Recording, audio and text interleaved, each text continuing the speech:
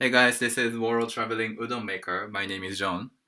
I have been traveling around the world for more than 3 years, and every time I visit new country, I was cooking this type of noodle called udon from Japan by visiting someone's house or restaurant or hotels, anywhere with kitchen facility basically. I have traveled to more than 70 countries in my life, and in 20 countries out of 70, I cooked this udon and more than thousands of people had my udon there.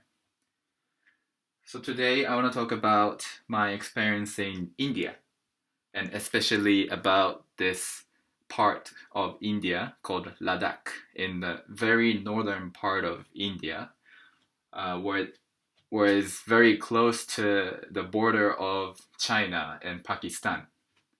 So the culture and the religion and the people there is so different from other part of India. So the whole experience I had in this region was so different from what I experienced in other part of India. I felt more like I was traveling in different country other than India because of everything. First of all, people here look different compared to other part of India, and also the religion is different. In this region, more of everything is mixed, but there is more of a Tibetan culture. So there is Buddhism and Hinduism, Muslim mixed up all together. But the percentage of Hinduism is very low, whereas in other part of India, Hinduism and Muslim take the biggest percentage of religion.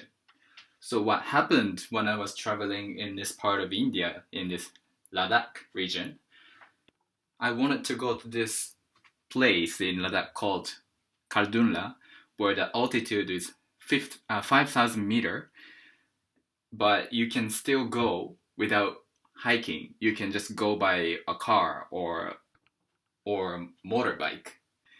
Can you imagine how difficult this situation is? Because 5,000-meter mountain is something you cannot find anywhere in the world. It's the highest mountain in Japan is it's very high, but it's still about 3,500 or something like that. So to find some mountains that are high like 5,000 meter is very rare. And on top of that, most of the mountain that are about this height is can be reached by hiking, but not by a car or motorbike because there is no road that you can go by the car or like any type of transport normally. So it's very rare, and I wanted to try like what it's like to go up that high by motorbike. But in the end, it was not that easy. So I traveled from this capital city of India, Delhi, to Ladakh. But this Delhi is not that high. The altitude is not that high. So I went up to the airport of Ladakh, which is about 3,000 meter. And normally, when people go up to that high, about 3,000 meter, you start to get altitude sickness, and you start to feel sleepy, dull, and some people start to feel headache, stomach ache, and even with this height, people start to feel like this. So you need to be careful. And I took like, I guess, 1 week stay there to get used to this altitude. And I started traveling with this motorbike. But it was not that easy, like I said. The road is not paved, so there are some bumps. And on top of that, the season was not the best season to visit. So there was not too much snow, but there was snow on the road. So I needed to be really, really careful not to fall on this very narrow road that's going along the mountain that takes me up to this 5,000 meter. To be honest, I drive motorbike in Japan, but obviously it's my first time riding a motorbike on this kind of situation, like with lots of bumps and with the snow, and even to go up the mountain with this motorbike it's my first time.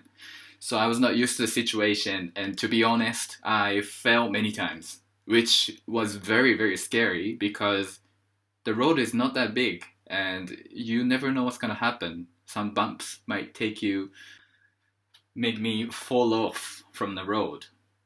So I was being very careful, but something that I wasn't expecting happened, and that was the scariest part of this story. But the brake didn't work all of a sudden when I was going on this very narrow road on the mountain. So I borrowed this bike in this motorbike shop. It was not that expensive, but it was not that cheap that I was expecting like something bad could happen, like some brakes might break or there was no gasoline or no engine doesn't work. Nothing like that. I wasn't expecting something like that could happen because I paid certain amount of money. But what happened was this engine kept on going without me being able to control this brake.